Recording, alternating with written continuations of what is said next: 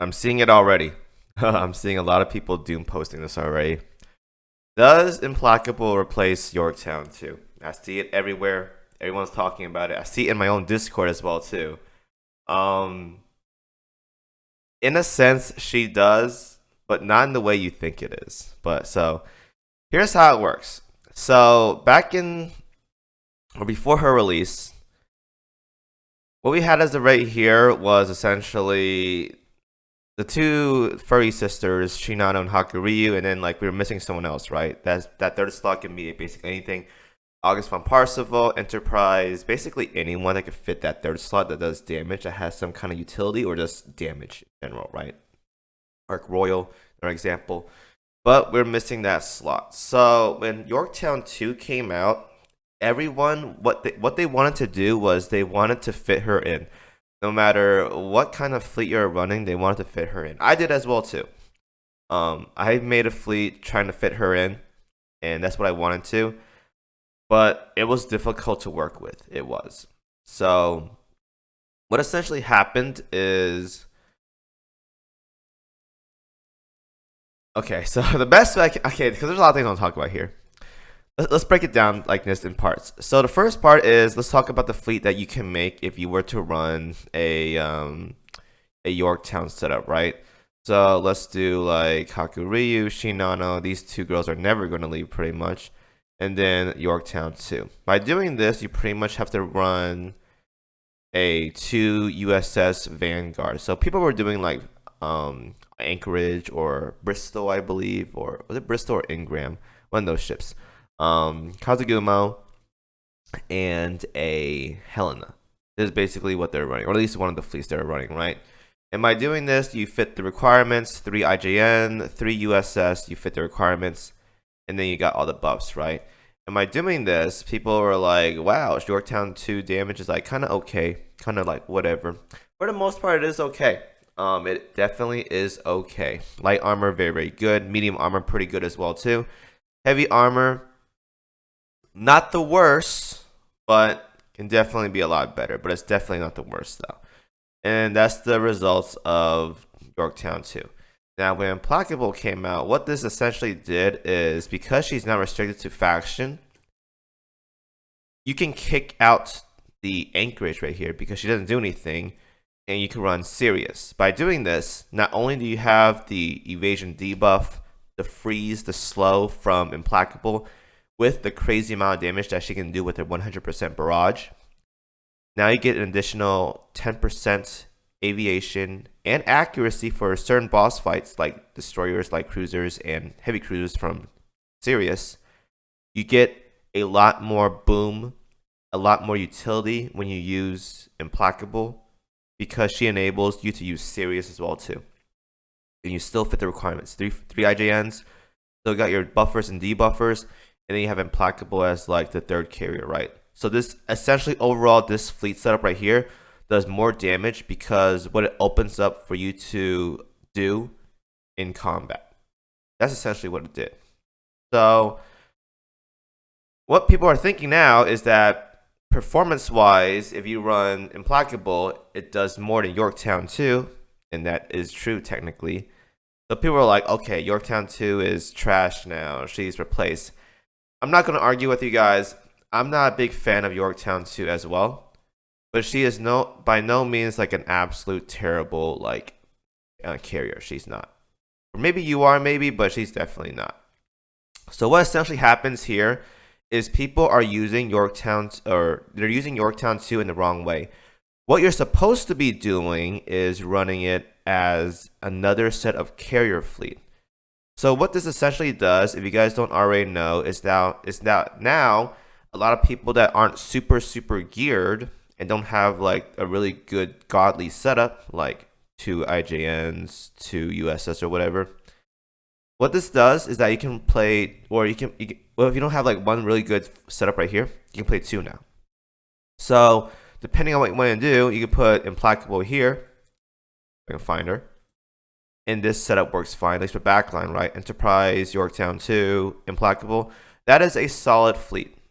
That is a solid fleet. It does pretty good medium armor, really good light armor, Can definitely do some hard heavy armor as well too. Not gonna say it's the best heavy armor, but it can definitely do some heavy armor damage as well too. But this fleet right here is really good for light and medium, right? And then we go back to the IJN sisters. This pretty much does everything well except maybe light armor, medium armor, heavy armor, very, very good. If you want to swap for those, just trade Implacable here and go here. Simple as that. The best way I can explain this kind of setup is like this. Back then, people were thinking like, okay, well, I'm going to play like, I don't know, I'm going to play like Musashi and New Jersey and Vanguard or whatever, right? If I can find her. And then, or like Ulrich von Hutten, right? Something like that. Or like I want to have a KMS setup as well too with FDG and Ulrich over here. What this essentially does that now, so you have your godly setup, and then you have another battleship setup, right? With these two. You treat Implacable as a Vanguard. So if you want Vanguard to be over here for utility and buffs, you can. She can fit here just fine. If you don't want her here, you want her over here, you can do that as well too. Basically, you treat Implacable as a Vanguard, but for carriers. Because now you have two battleship setups, whichever you want to do. And then you go over here, same thing. USS setup, IJN setup. Implacable can go anywhere. So it's up to you where you want to put them. Now, obviously, if you want to do two battleship setups, you can't use two Vanguards because Operator Siren, you can't really do that. So in this scenario, if you want to run two battleship setup for like campaign or whatever, two Vanguards or two Implacables for carriers, you can. I had a video about that, but I wouldn't recommend it. So two battleship, you can do like Duke of York. This works as well too. But as for carriers, there's not really that third slot available. You can do like August von Parzival, you can do Shokaku, Ark Royal, stuff like that. You can definitely do those. But as of right now, Implacable is a one of a kind. She doesn't go anywhere. She can't go in both fleets essentially. So you have to pick one. And I will say as of right now, there are definitely more heavy armor than light armor content, especially with the upcoming Queen Elizabeth meta coming out. You're going to see more furry setups here and less of Yorktown 2. And in terms of medium armor, it's up for grabs, honestly. I'm going to stick to using this for medium armor. I'm not going to change that because I'm stubborn. But you can definitely get the same results, if not like probably a little bit better if your RNG is really, really good. Running Yorktown 2 and Enterprise setup and Implacable. But medium armor, both of these will work. Just toss in Implacable wherever you want. And that's essentially how you use her. Implacable doesn't replace Yorktown 2 because she never belonged in this fleet to begin with. Everyone was trying to fit in Yorktown 2 with the meta setup, but that's not where she's supposed to be. She doesn't belong there. Where she does belong is in a second carrier setup. Now, there is issues with having a second carrier setup in this game.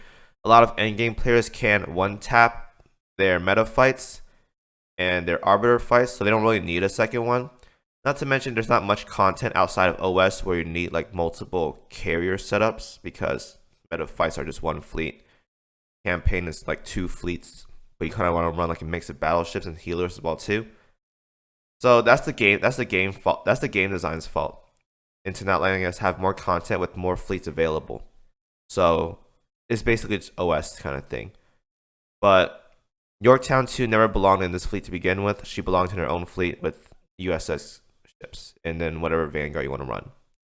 So that's basically how Implacable works. She's a good utility, good damage. She basically belongs here as Vanguard belongs in the core BB setup as of right now. And then Yorktown 2, she belongs in that fleet like FDG and Ulrich goes together in like a second battleship setup. And that's basically how it works. So she doesn't replace her. She just never belonged in that setup to begin with. She belongs in the light, medium, whatever you want to do with it setup. So that's pretty much her story. All right. So again, to reiterate, not replaced, just never belonged there. And You're probably not going to see Yorktown 2 as much as Implacable because there's not as much light armor content as there is heavy armor content. And as for medium armor content, you can run both perfectly fine. So, I mean, you can run this for heavy as well too, and it'll probably work.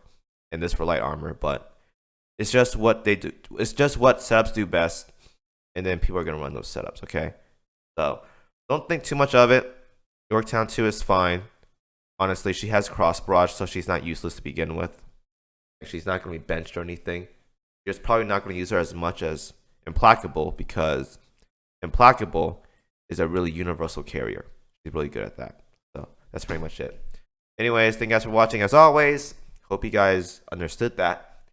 And yeah, I'm out of here. See you guys next video.